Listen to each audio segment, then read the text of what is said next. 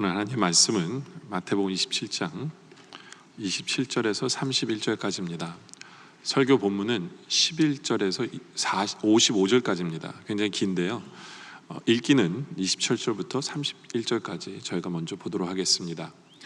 이에 총독의 군병들이 예수를 데리고 관정 안으로 들어가서 온 군대를 그에게로 모으고 그의 옷을 벗기고 홍포를 입히며 가시관을 엮어 그 머리에 씌우고 갈대를 그 오른손에 들리고 그 앞에서 무릎을 꿇고 희롱하여 이르되 유대인의 왕이여 평안할지어다 하며 그에게 침 뱉고 갈대를 빼앗아 그의 머리를 치더라.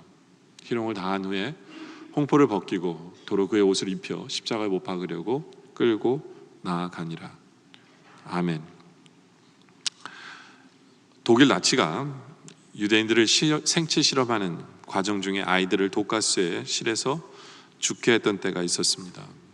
그리고 창문을 통해서 부모들은 그 고통스럽게 죽어가는 자신들의 자녀들을 유리창을 통해서 보게 되었습니다. 아이들이 비명을 지르며 피를 코로 입으로 토하며 손톱으로 벽을 핥히며 손에서 얼굴에서 피를 흘리며 고통스럽게 죽어갈 때 부모들은 그 모습을 보면서 비명을 지르고 어떤 사람은 심장마비로 죽기도 했습니다. 아이들이 독가스를 마시고 죽어가는 고통을 느끼는 것보다 아마 부모들이 느끼는 고통이 더 컸을 수도 있습니다. 왜냐하면 자식을 사랑하기 때문에. 만약에 그때 그 부모가 그들을 무찌를 수 있는 힘이 있었다면 그냥 지켜만 보고 있을 부모는 이 세상에 아무도 없을 것입니다. 그렇죠. 뭐래도 했을 거예요. 그런데 주님께서, 우리 하나님께서 사랑하시는 예수 그리스도께서 그런 고통의 길을 걸어가실 때 왜 우리 주님은 침묵하신 걸까? 이런 질문을 던져보게 되어집니다. 지난주 중에 캐나다에서 목회하시다가 북한에서 잡히셔서 원래는 사형 언도를 받고 그리고는 평생 무기징역 노동형을 받은 이면수 목사님이 풀려난 그분의 설교를 제가 좀 들어봤어요. 그러니까 북한을 열심히 돕던 분이에요. 북한을 정말 열심히 돕던 분이에요. 전 그분 이제 얼마나 많이 도왔는지도 예전에 이제 그 설교도 듣고 한 적이 있었는데, 이분이 이제 풀려나서 설교를 한 내용인데요.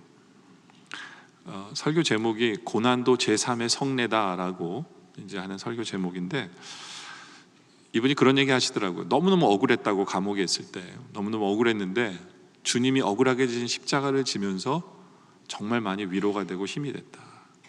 그러면서 이분이 그 북한에서 겪었던 그 고통의 시간들을 설명을 하시더라고요. 설교가 1시간 10분짜리 설교인데요. 그 고통 받으신 얘기들을 쭉 하시는데 더는 못 듣고 있겠더라고요. 그냥 듣고 있는 것 자체가 힘들어요. 특히 그분이 똑같은 시간에 일어나서 똑같은 시간에 8시간을 일해야 된대. 그게 삽을 들고 땅을 파야 된다는데요. 춥거나 덥거나 이제 그거 해야 된다는데, 저는 무릎이 안 좋다 보니까 내가 저거 하면 나는 어떻게 했을까 이런 생각이 들면서 그냥 듣고 있는 것조차도 힘들었어요. 그래서 제가 설교 40분 듣다가 꺼버렸어요. 듣는 것조차도 스트레스가 쌓이고 이렇게 피곤한 것 같아요. 당하는 분은 얼마나 힘들었겠어요. 근데 중요한 것은 그거를 침묵으로 지켜보시는 하나님은 어땠을까, 이런 생각이 들더라고요.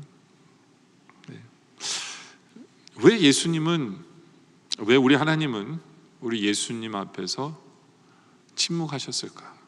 그렇게 힘이 있으신 분이, 전능하신 분이, 뒤집어 엎을 수 있는 능력이 있는 분이 왜 침묵하셨을까?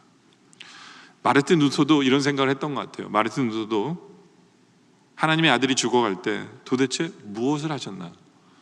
왜 침묵하셨나? 어떻게 이렇게 무능한 하나님이 있을 수 있을까라고 이야기도 해봤대요.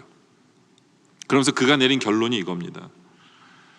하나님은 주님이 지신 그 십자가 뒤에서 울고 계셨다.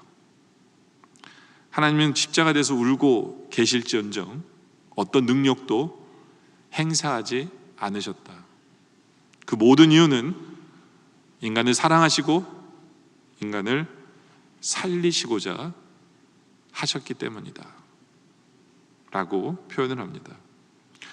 정말 하나님 아버지는 독생자 예수이신 아들도 너무너무 사랑하셨지만 또 다른 자녀들인 우리도 너무 사랑하신 것이 확신합니다. 하나님 인간을 만드실 때부터 우리를 특별하게 만드셨어요.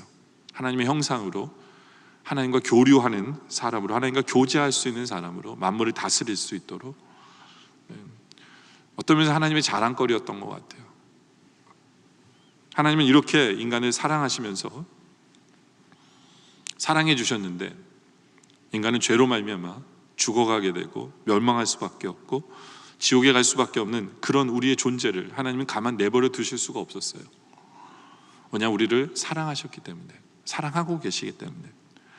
예레미야서 31장 3절에 보면 옛적에 여호와께서 나에게 나타나서 내게 영원한 사랑으로 너를 사랑하시기에 라고 해요. 어느 한순간의 사랑이 아니라 영원한 사랑으로 우리를 사랑하시는 거예요. 왜요? 우리가 하나님의 자녀이기 때문에, 자식이기 때문에. 한여름에 강에서 놀던 아이가 깊은 곳에 빠져서 허우적거립니다. 그 광경을 지켜보던 사람들이 안타까워합니다. 쟤가 죽어가네. 근데 뒤늦게 한 남자가 옷 벗을 겨를도 없이 그 물속으로 첨벙 뛰어듭니다. 근데 문제는 뭐냐 하면 이 남자는 수영을 할 줄 몰라요. 그래서 뛰어들었는데 아이와 함께 물속에 들어갔다 나왔다 들어갔다 나왔다 합니다. 사람들이 더 안타까워하죠. 근데 그때 구조반이 발견해서 물속으로 뛰어가 어른과 아이를 구합니다. 둘 다 힘없이 누워있는데 사람들이 이렇게 얘기합니다. 아니, 이 사람 미친 사람도 아니고 왜 수영도 못하면서 뛰어들어갔냐고 옆에서 야단을 칩니다.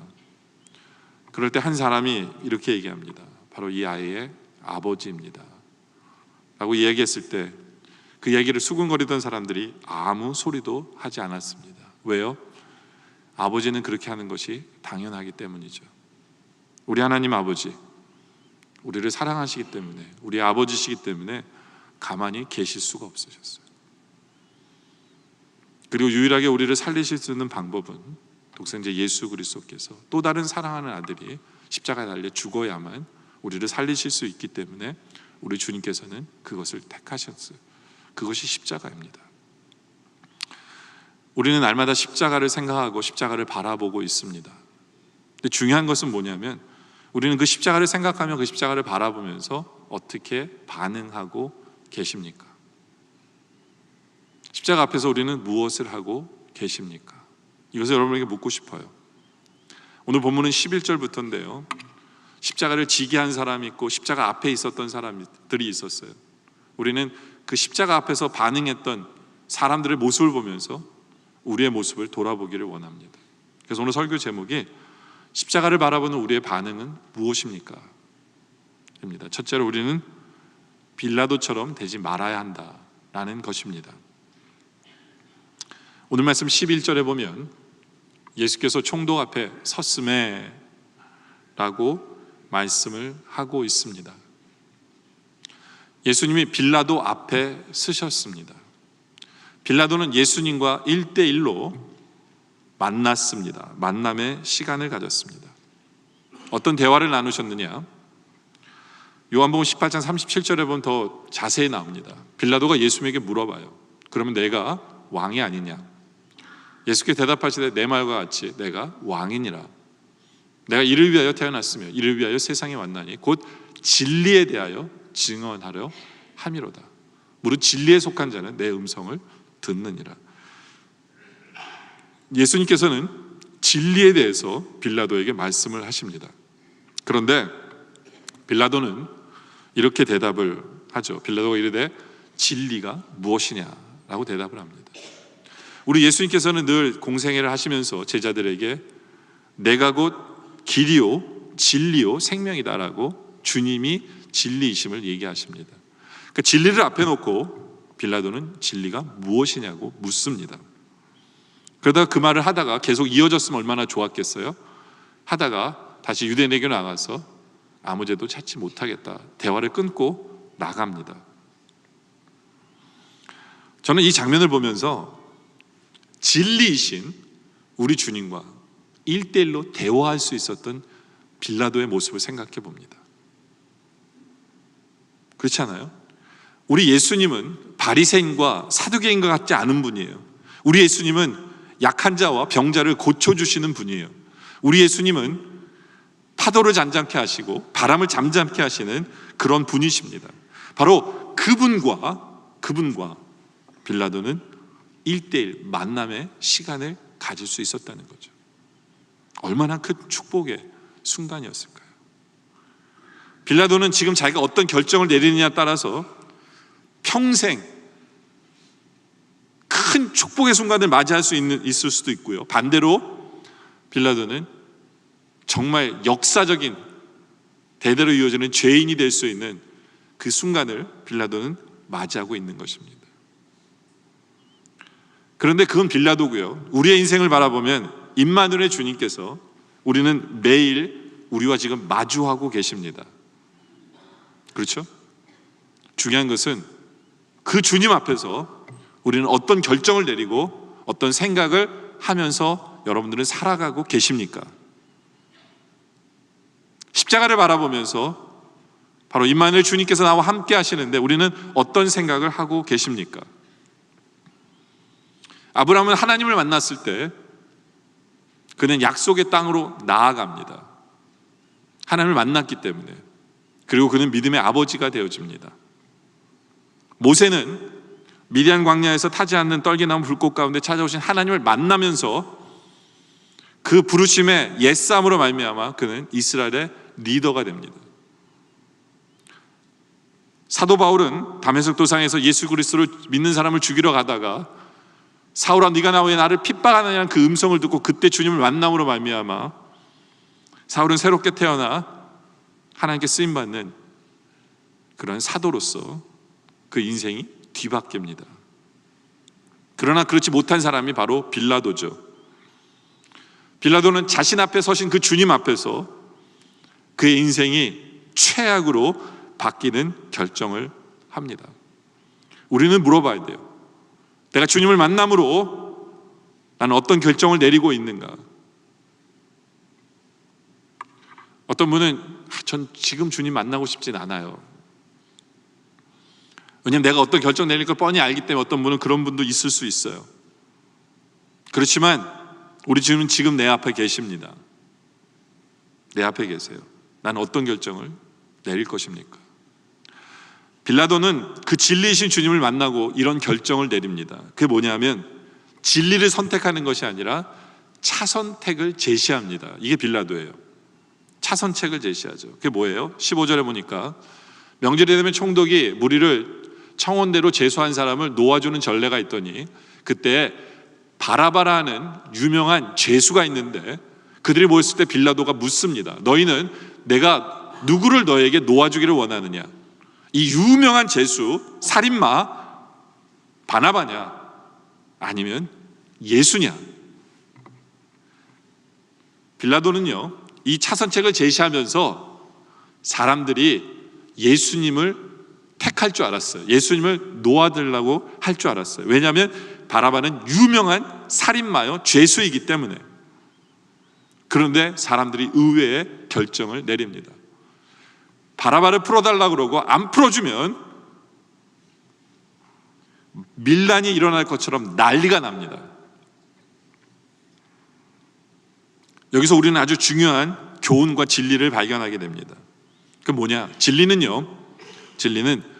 거짓과 흥정해서는 안 돼요. 거짓과 타협해서는 안 돼요. 진리는 흥정의 대상이 아니에요. 진리는 그냥 진리예요. 진리는 처음부터 진리고 나중에도 진리입니다. 거짓된 것을 버리고 처음부터 잘못된 것은 포기하고 진리를 선택할 때 중요한 건 그때 우리가 진리를 완전히 선택하잖아요. 그때 저것이 얼마나 허무하고 얼마나 거짓된 것을 우리는 그때 알 수 있어요. 그렇지 않고서는 우리가 타협하는 순간 모든 게 애매해집니다. 그리고 나중에 바라보면 우리는 결국에는 진리가 아닌 것을 선택하고 있는 내 자신을 발견하게 돼요. 이것이 빌라도가 저지른 잘못이에요. 빌라도는 처음부터 예수님을 놓아주고 싶은 마음이 있었어요. 없었던 거 아니에요. 죄가 없다라고 얘기까지 합니다.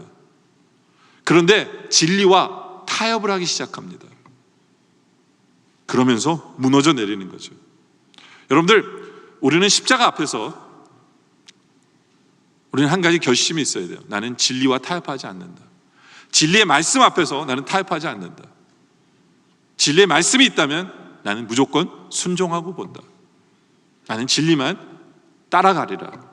이것이 십자가 앞에서 우리의 결단이 되어져야 한다라는 것입니다. 두 번째로는 우리는 군중과 같이 않아야 합니다. 46절에 보면 예수님이 십자가상에서 이런 말씀을 하시죠. 제90중에 예수께서 크게 소리질러 이르시되 엘리 엘리 라마 사박다니라고, 우리 주님이 작은 소리가 아니었어요. 크게 소리질렀다 그랬죠. 엘리 엘리 라마 사박다니, 이것은 곧 나의 하나님 어찌하여 나를 버리셨나이까 라고 소리쳐 주님께서 외치셨어요. 그런데 문제는 뭐냐면 그 소리를 들은 군중들의 반응이에요. 군중들이 예수님의 그 말씀에 어떻게 받아들였느냐 하면 47절에 보니까 거기 섰던 주장 어떤 이들이 듣고 이르되 이 사람이 엘리야를 부른다고 얘기합니다. 주님은 엘리 엘리 했는데 이 사람은 어떻게 해석하냐면 엘리야를 부르나 보다라고 심플하게 그냥 자기 머릿속에 드는 생각대로 그냥 쏟아부어요. 엘리야를 부르는가 보다. 별 생각 없이. 이건 굉장히 단순형입니다. 그러니까 무슨 얘기 들으면 그냥 지 생각대로 그냥 이 얘기 했나 보다 라고 생각을 하는 단순형이에요. 두 번째 사람은 48절에 그 중에 한 사람이 달려와서 해면을 가져다가 심포도주에 적셔 갈대에 꿰어 마시게 하거늘. 왜냐하면 엘리야를 부른다고 이 사람도 생각한 거예요. 근데 엘리야가 이 가물었을 때 비를 내렸던 사람이잖아요. 그러니까 목마르니까 엘리야를 찾는다고 생각한 거예요. 그래서 이 사람은 행동한 거예요. 어떻게 해요? 마실 걸 가져다가 마실 걸 줍니다. 이 사람은 잘못 해석해서 잘못 행동까지 하는 사람. 이런 행동파도 있어요. 세 번째는 49절에 나온 사람인데 그 남은 사람이 이르되 가만둬라, 엘리야가 와서 그를 구원하나 보자. 이 사람도 엘리야로 들은 거예요. 물론 어떻게 모든 사람이 엘리야로 들었지? 여러분들 생각하기가 쉽잖아요. 왠지 아세요? 사람들이 얘기한 소리를 들었기 때문에 그래요. 아, 저 사람 엘리야 부르나 보다 라고 누가 얘기했잖아요. 그러니까 진짜인가 보다, 엘리야인가 보다 라고 모두가 다 그렇게 생각한 거예요. 그러면서 이 사람은 신중형이에요. 지켜보자. 자기를 구원하는지 어디 한번 지켜보자 라고 지켜보는 스타일이죠. 근데 이 세 사람 다 중요한 건 뭐냐면 어이없는 해석을 합니다. 말씀 앞에서 어이없이 해석을 해요. 왜냐하면 자기가 생각하고 있는 대로 그냥 내뱉고 행동하고 움직이는 사람들이에요. 예수님이 왜 저런 말씀을 하셨는지에 대한 궁금한 것도 아니에요. 그냥 지네들이 받고 그냥 지네들이 생각하는 거예요. 이건요, 제자들도 그랬어요. 제자들도 어이없는 해석하는 건 제자들도 그랬어요. 마태복음 16장 6절에 보면 예수께서 이르시되 삼가 바리새인과 사두개인들의 누룩을 주의하라 라고 말씀하셨어요. 우리 주님이 너는 사두개인과 바리새인의 누룩을 주의하라 라고 얘기했는데 그 얘기를 듣고 제자들이 뭐라고 생각합니까? 제자들이 서로 의논하되 우리가 떡을 가져오지 아니하였도다 하거늘. 이들은 지금 떡 생각하고 있었어요. 떡 갖고 왔는데, 떡 갖고 왔어야 되는데 우리 이제 배고파서 어떡하지? 이런 고민하고 있는데 누룩을 조심하라 그러니까 주님이 떡 얘기하나 보다 이렇게 하는 거죠. 그러니까 주님이 뭐라고 그러세요? 8절에 예수께서 아시고 이르시되 믿음이 적은 자들아 어찌 떡이 없으므로 서로 의논하냐. 이거 떡 얘기 아니야. 왜 너희 믿음이 그 모양이냐. 너희는 내 말 알아듣는 것이 어떻게 그 모양이냐. 이런 거예요. 그렇죠? 참 예수님이 한 말씀 하면 10개를 깨닫는 그런 제자는 한 명도 없었던 것 같아요. 오히려 오해만 했지.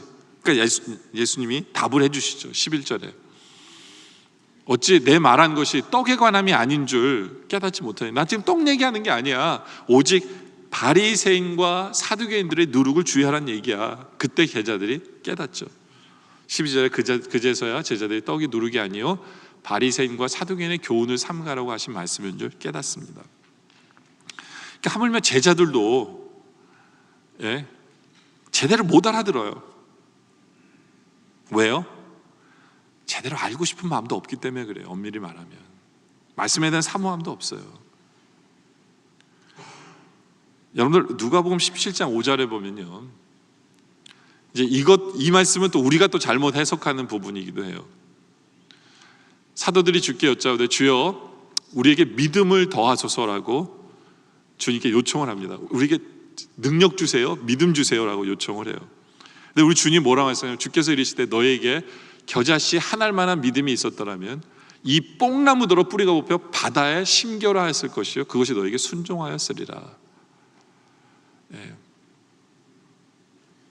이제 예수님이 이런 대화를 하셨거든요. 많은 성도들이 이런 얘기하면 주님 저에게도 저런 믿음 주세요 막 이런 분들이 있으세요. 근데 이 구절은 좀 생각해 볼 필요가 있어요. 왜냐하면 여러분들 실제로 여러분들이 뽕나무를 알잖아요. 알면 뽕나무는요 굉장히 민감한 나무예요.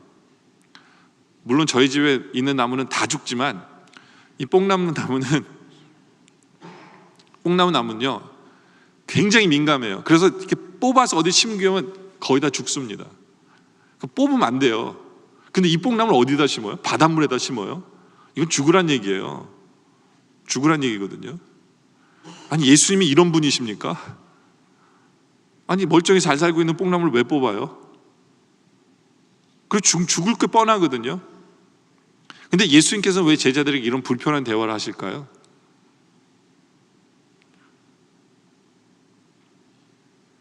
왜 이런 얘기를 하실까요? 우리에게 능력을 주세요. 능력을 더하셔서 우리에게 믿음 주세요. 그러니까 이 구절은요 이렇게 해석하는 것이 훨씬 더 맞아요. 그게 무슨 얘기냐면, 야 내가 너에게 믿음 주면 너희는 어떡할 줄 알아? 너희는 그 믿음 가지고 이 뽕나무를 뽑아가지고 저 바닷가에 심기울 사람이야. 너희들은 그게 바로 너희들이야. 이런 얘기를 한다고 보는 게 훨씬 더 맞아요. 이 구절의 해석은. 이해가 되십니까? 그러니까 이 구절을 제대로 묵상하고 제대로 해석을 한 사람은 아멘 안 해요.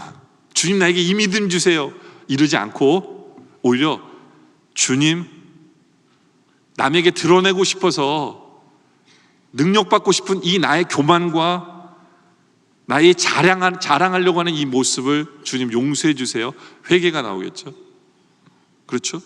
오히려 하나님 내 능력을 가지고 다른 사람을 실족해 하는 그런 사람이 원래 나의 모습입니다. 주님 지금 능력 주지 마세요. 주님 오히려 저를 성숙해 해 주세요. 오히려 저를 성숙해 주세요. 오히려 저에게 지금은 능력을 거두어 주시고 저를 용서해 주시고 제가 성숙하도록 변화시켜 주세요. 그렇죠? 이런 기도를 드리겠죠. 이 말씀을 제대로 묵상했다면. 그렇죠? 여러분들 이 말씀은요 깊은 묵상이 필요해요. 묵상이 필요해요. 근데 여러분들 오해하지 마세요. 오해하지 말라는 게 뭐냐면 여러분들 목사가 아니에요. 근데 여러분들이 성경을 묵상하는 가운데 난 왜 이렇게 믿음이 부족하지? 주님 저에게 믿음 주세요라고 기도했다 그래서 하나님이 너 성경 잘못 해석했어 이러지는 않으세요. 성경은 참 위대한 게 뭐냐면 국민학생이 묵상을 하고 그것을 기도 제목 삼고 그것을 본인이 해석해서 하나님께 대화하더라도 대화가 돼요. 이게 성경의 위대한 부분이에요. 그 때문에 누가 맞고 틀리자 이 얘기하자는 게 아니라 적어도 우리한테 뭐가 있어야 되냐면요 말씀을 사모함이 있어야 돼요. 그리고 그 말씀을 가지고 묵상함이 필요해요. 하나님이 내 삶에 나에게 뭐라고 말씀하시는지에 대한 그 사모함이 필요해요. 그냥 머리로만 지식으로만 그래 이런 뜻이야 이게 아니라 지금 내가 이 세상을 살아가는데 나에게 하나님께서 어떤 대화를 나랑 하고 싶으신지 알고 싶은 그런 사모함이 필요한 거예요. 이것이 십자가 앞에 있는 성도예요.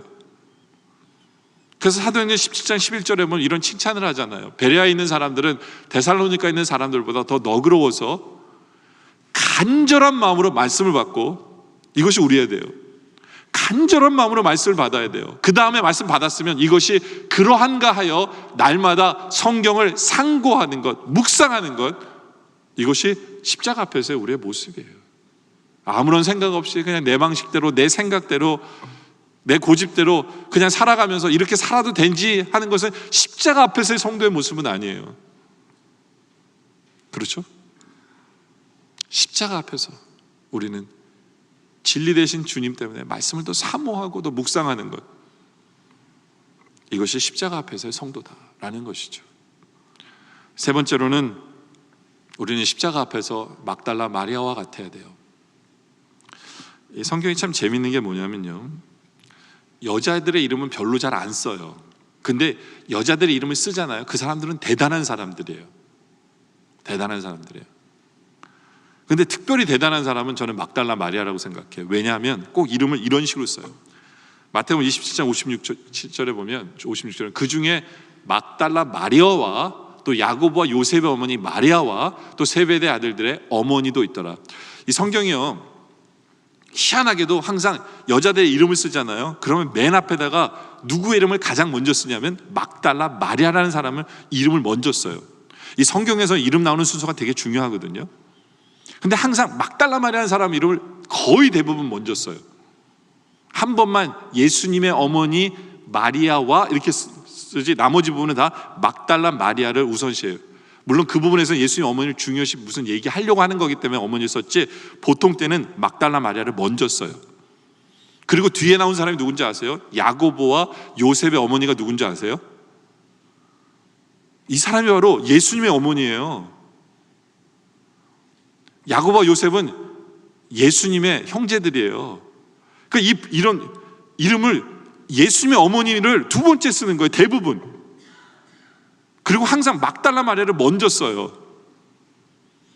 그래서 성경을 연구하는 사람들은 이런 얘기 하는 사람도 있어요.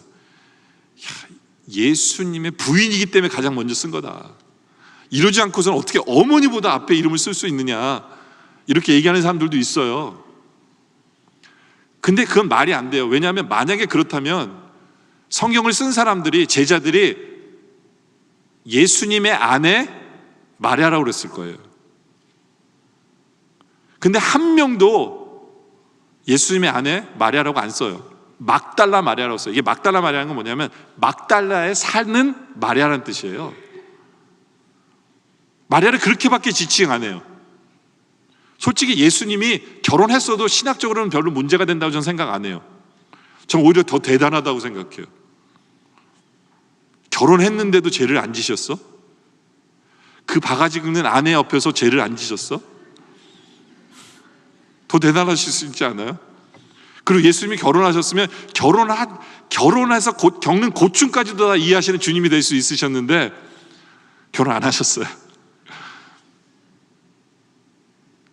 하여튼 신학적으로는 큰 문제가 되는 건 아닌데도 막달라 마리아는 예수님의 아내는 아니에요. 왜냐하면 한 명도 예수님의 제자들은 그런 얘기 한 적 없어요. 근데 왜 막달라 마리아를 제일 먼저 썼을까? 그 이유는요, 이 막달라 마리아가 대단한 사람이에요. 우리가 정말로 십자가 앞에서 그 막달라 마리아를 묵상할 필요가 있는 게, 원래 이 사람은 7 귀신 들렸던 사람이에요. 7 귀신 들렸다. 그런데 주님께서 치료해 주셔서 은혜를 아는 사람이에요. 은혜를 알고 그것을 갚으려고 하는 사람이에요. 그게 첫 번째예요. 은혜를 입고 보답을 제대로 하려고 하는 사람이 이 사람이었어요. 누가복음 8장 2절에 보면 또한 악기를 쫓아내신과 병 고침을 받은 어떤 여자들 곧 7 귀신이 나간 자 막달라인이라 하는 마리아와 라고 얘기하죠. 7 귀신이 들렸어요. 물론 7 악령이 들었다라고 생각할 수 있겠지만 많은 신학자들은 7가지 죄악을 상징한다고 얘기해요. 막달라 마리아는 분노와 시기와 교만과 호색과 탐욕과 무절제와 영적인 나태함을 모두 다 가지고 있었던, 영적으로나 육적으로나 몸이나 모든 것이 영원히 파괴되어져 있던 사람이었다라고 봅니다. 그래서 이 사람은 몸을 파는 여인이었다라고도 얘기하죠. 그렇죠? 그런데 주님께서 그 여인을 건져주시고 치료해 주세요. 치료해 주세요. 그 은혜를 받은 그 막달라 마리아는 그때부터 변화된 삶을 삽니다. 그때부터 주님을 쫓아다녀요. 그때부터 그는 주님의 은혜를 어떻게 갚을까를 고민하는 사람으로 살아가요. 그래서 37절에 보니까 그 동네에 죄를 지은 한 여자가 있어 예수께서 바리새인의 집에 앉아 계심을 알고 향유 담은 옥합을 가지고 와서 예수의 뒤로 그 발 곁에 서서 울며 눈물로 그 발을 적시고 자기 머리털로 닦고요, 그 발에 입 맞추고 향유를 붓습니다. 왜요? 주님이 베푼 은혜가 너무나 크기에 뭐라도 하고 싶었던 거예요. 하고 싶었던 거예요. 그래서 나중에 이 여인이 한 것을 보면서 사람들이 욕하는데, 왜 가난한 자들에게 뭐 이런 얘기 하는데, 우리 주님이 이 여인의 한 행동에 대해서 47절에 이렇게 결정을 내리시죠. 이러므로 내가 내게 말하노니 그의 많은 죄가 사하여졌도다. 그의 사랑함이 많음이라 사함을 받은 일이 적은 자에겐 적게 사랑하느니라. 그러니까 사한 게 많기 때문에 나를 많이 사랑한다고 주님이 인정해 주시는 거예요. 그 여인의 사랑이 얼마나 큰지를 주님이 인정해 주시는 거예요. 근데 제가 이 본문을 읽으면서 안타까운 게 뭐냐면, 왜 이 여인만 이 얘기가 나와요? 여러분들, 은혜를 받았으면 그 은혜를 제대로 보답하기 위해 더 많이 사랑하는 것이 인간의 당연한 인지상정이라고 그러나요? 어디서 들은 것 같아요. 맞기를 원합니다. 당연한 거 아니에요? 근데 그런 사람이 없는 거예요. 이 여인만 이 얘기를 한 거예요. 이 여인만 이 행동을 한 거예요. 은혜를 받았으면, 십자가의 은혜를 받았으면 당연히 주를 위해서 뭔가를 하고 싶고 해야 된다고 생각하는 것이 당연한데, 그 당시에도 이 여인밖에 없었어요. 이 여인밖에 없었어요. 그러니까 우리 주님이 이 여인을 기억하는 거예요. 기억하는 거예요. 향유를 부며 눈물을 쏟으면서 주님께 눈물로 회개하며 주님께 제사하는 모습이죠. 주님을 예배하는 모습이에요. 그리고 이 여인은 두 번째로는 자기의 소유로 계속해서 주님을 섬기는 봉사의 제사를 드리는 것을 보게 돼요. 누가복음 7장은요, 이 여인이 눈물로 주님 앞에 예배하는, 자신을 향유를 깨며 자기를 드리는 모습이 누가복음 7장이고요. 누가복음 8장은 이제 그것으로 끝나는 게 아니라 봉사의 제사를 드리는 이 여인의 모습이 나옵니다. 막달라 마리아의 모습이 나와요. 막달라 마리아는 폐인이었어요. 주님께서 그를 고쳐주셨을 때 이제 그 은혜를 갚기 위해서 일어납니다. 근데 한 번에 향유를 깬 것이 아니에요. 이 여인은 그의 삶을 통해서 주님을 따르며 섬기며 봉사했어요. 누가복음 8장 2절에 보면,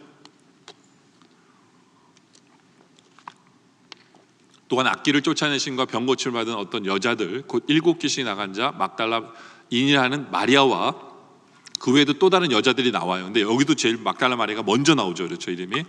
헤롯의 청지기 구사의 아내 요한나와 수사나와 다른 여러 여자들이 함께 자기들의 소유로 그들을 섬겼던데, 그들이 누구냐면 예수님과 예수님의 제자들이에요. 그러니까 주님의 은혜를 받은 이들이 이제 주님이 가시는 곳마다 쫓아가서 뭘 했냐면, 아마 밥을 해드리고 주님 필요한 것을 제공했던 것 같아요. 자기들의 소유로 봉사한 거예요. 지금으로 하면 주의 몸된 교회에서 봉사하는 여인들이었던 거예요. 근데 이게 한 번이 아니에요. 한 번이 아니라 40절에 보면, 마가복음 15장 40절에 보면 멀리서 바라본 여자들도 있었는데 그 중에 막달라 마리아와 또 작은 야고보와 요새의 어머니 마리아와 또 살모네가 있었으니 이들은 예수께서 갈릴리에 계실 때 따르며 섬기던 자들이라고 그랬어요. 이건 뭐냐면 계속해서 섬겼다는 얘기예요. 한 번의 섬김이 아니라 주님이 어디를 가시든지 그들은 쫓아가서 주님의 필요한 것을 제공하며 섬기던 사람이었어요. 그렇죠? 아름다운 봉사의 제사를 드리던 사람들이었어요. 자기들의 삶을 드릴 뿐만 아니라 자기들의 시간과 자기들의 물질과 자기들의 힘으로 주님을 드린 사람이었어요. 이것이 십자가 앞에서 우리가 배워야 되는 부분입니다. 여러분들, 우리가 문화센터가 생겨서 좋으시죠, 여러분들?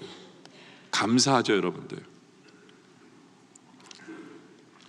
대답이 없으세요. 왜냐하면 생기고 나니까 여러분들이 할 일이 보여서 그런 것 같아요. 왜냐하면요, 하나님이 주신 복은요, 감당해야 될 책임이 커지기 때문에 그래요. 적어도 뭐 스페이스가 커졌잖아요. 그러면 청소도 더 많은 분들이 도와야 되고요, 해야 될 일이 늘어요.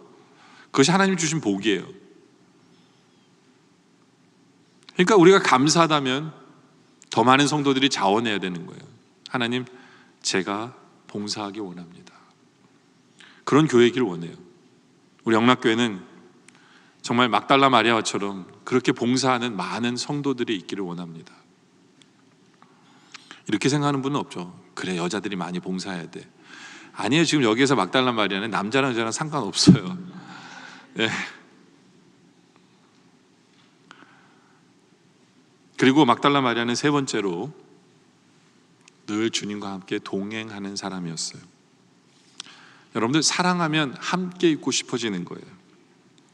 주님을 너무나 사랑하기 때문에 주님이 계신 곳에 언제나 따라갑니다.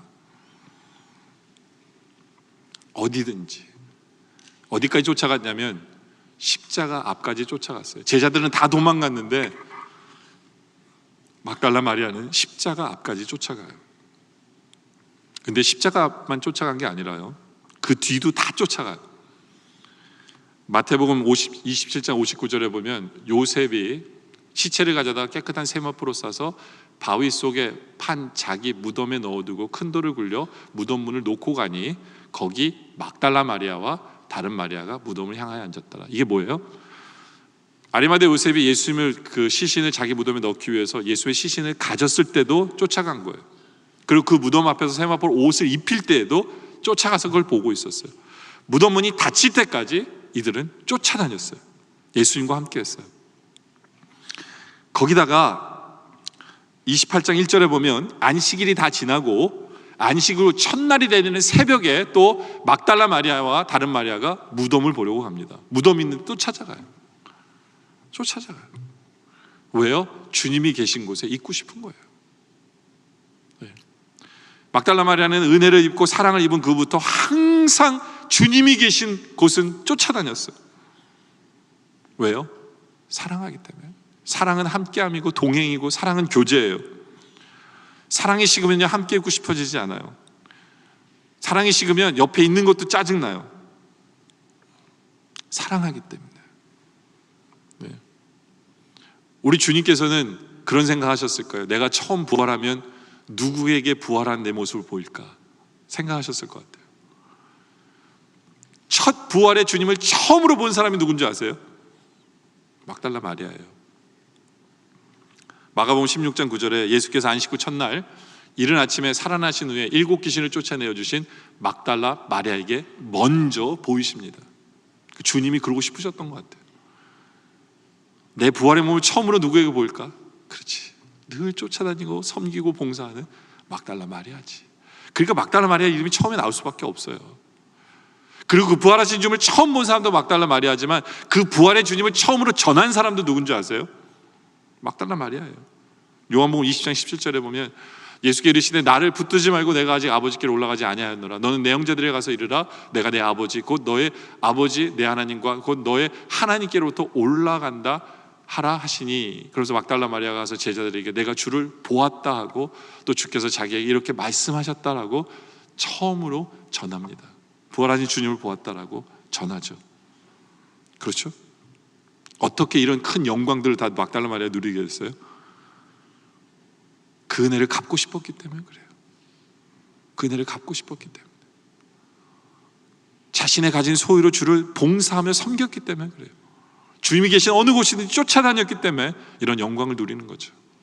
이것이 십자가를 바라보는 우리들의 모습이기를 또한 원합니다. 이제 말씀의 결론을 내리죠. 런던의 한 미술관에 웬 노인이 그림을 구경하고 있습니다. 우리 주님께서 손을 높이 드시고 하나님께 기도하는 그림이셨어요. 근데 그 그림을 보고 있는데 갑자기 하나님의 음성이 들립니다. 이 노인에게 물어요. 아무개야, 네가 나를 사랑하느냐? 그 순간 이 노인은 그 그림 앞에서 무릎을 꿇으면서 손을 들고 주님 앞에 얘기합니다. 주님, 내가 주님을 사랑합니다. 울면서 그렇게 기도해요. 울면서 그렇게 고백을 하죠. 근데 사람들이 웅성웅성 되기 시작한 거예요. 왜냐하면 사람들이 박물관에 많았는데 갑자기 이 노인이 그러니까. 근데 그렇게 고백하고 있는데 한 소녀가 이 할아버지의 손을 이렇게 잡으면서 할아버지, 저도 우리 예수님을 사랑해요라고 고백을 합니다. 그때 조금 있다가 바로 옆에서 한 부인이 이 어린아이를 껴안으면서 나도 예수님을 사랑한단다라고 고백을 해요. 그때 누군가 입에서 조용하게 이런 찬송이 올려나오기 시작합니다. 내 구주 예수를 더욱 사랑. 그래서 내 진정 소원은 내 구주 예수를 더욱 사랑, 더욱 사랑. 이런 찬양이 울려나오기 시작해요. 근데 저는 이 글을 읽으면서 하나도 은혜가 안 됐어요. 여러분들 은혜되라고 이걸 쓴 게 아니에요. 여러분들 정말 예수님을 사랑하세요? 그러면 고백으로 끝나면 안 돼요. 고백으로 끝나면 안 돼요. 저는 원래 우리 아까 찬양대가 부른 그 노래 저 별로 안 좋아해요. 가사 내용이 뭔지 아세요? 내게 있는 모든 것을 주님께 드린대요. 모든 거 줄지도 않을 거면서 노래만 부르는 제가 싫어서 저는 그 찬양을 싫어합니다. 근데 어느 순간 제 모습을 보게 됐어요. 그게 뭐냐면 아예 들을 생각도 안 하고 있는 나의 모습을 보면서 그 찬양을 하면서 내 모습을 돌아볼 필요는 분명히 있다라는 생각을 합니다. 여러분들 우리가 정말 주님을 사랑하세요? 나를 위해 죽으신 그 십자가를 우리는 지금도 바라보고 있습니다. 아무런 느낌이 없으세요? 아무런 생각이 없으세요? 그냥 내 방식대로, 내 생각대로, 내 고집대로 살 생각밖에 안 하십니까? 정말로 우리가 나를 위해 지신 그 십자가를 바라보고 있다면 우리에게는 결단이 있어야 되고 행동이 있어야 돼요. 지금도 내 앞에 계신 주님 앞에서 나는 진리 되신 주님과 타협하지 않겠다. 주의 말씀과 어느 것도 타협하지 않겠다. 나는 순종하겠다라는 이런 결단이 우리에게 필요합니다. 우리는 주님의 말씀을 대충 듣고 이상하게 해석하는 우리들이 아니라 이제부터는 주의 말씀을 더 사모하고 더 묵상하면서 나에게 하나님께서 무슨 말씀을 하시는지를 듣고 싶어서 매일매일 말씀을 가까이 하고 더 깊이 묵상하기라는 그런 결단이 우리에게 필요합니다. 우리는 막달라 마리아처럼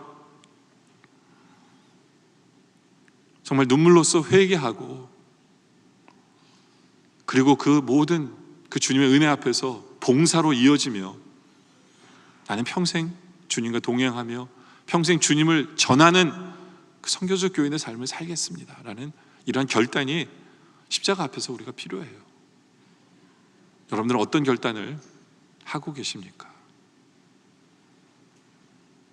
말로만의 사랑이 아니라 이제는 행동할 수 있는, 행동하는 그런 사랑하는, 그렇게 진짜 주님께 칭찬받는 우리 모두가 되어주시기를 주님의 이름으로 축원합니다. 기도드리겠습니다.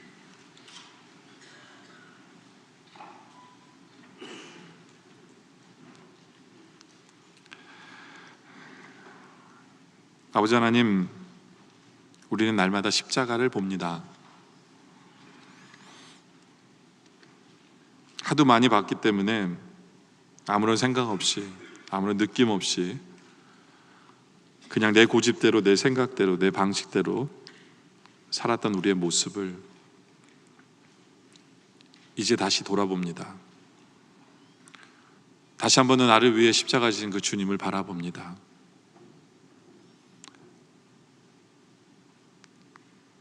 그 힘든 순간에도 침묵하셨던, 우리를 사랑하셔서 침묵하셨던 그 주님의 십자가를 우리가 바라봅니다. 그리고 이제 결단하게 하여 주시옵소서. 진리 되신 주님이 나와 지금도 동행하시기에 진리를 타협하지 아니하고 당연히 진리의 말씀을 선택해서 순종해 나가는 우리의 모습 되게 하여 주시옵소서. 주님의 음성을 대충 듣는 우리가 아니라 사모하게 하여 주시옵소서. 깊이 묵상하게 하여 주시옵소서. 그래야 지금 주님께서 나에게 하시는 그 음성을 들을 수 있는 듣고 살아가는, 주님과 깊은 대화하는 우리 되게 하여 주시옵소서. 막달라 마리아처럼 우리도 주의 은혜를 받았는데 우리가 고민하게 하여 주시옵소서. 내가 주님께 무엇을 드릴까?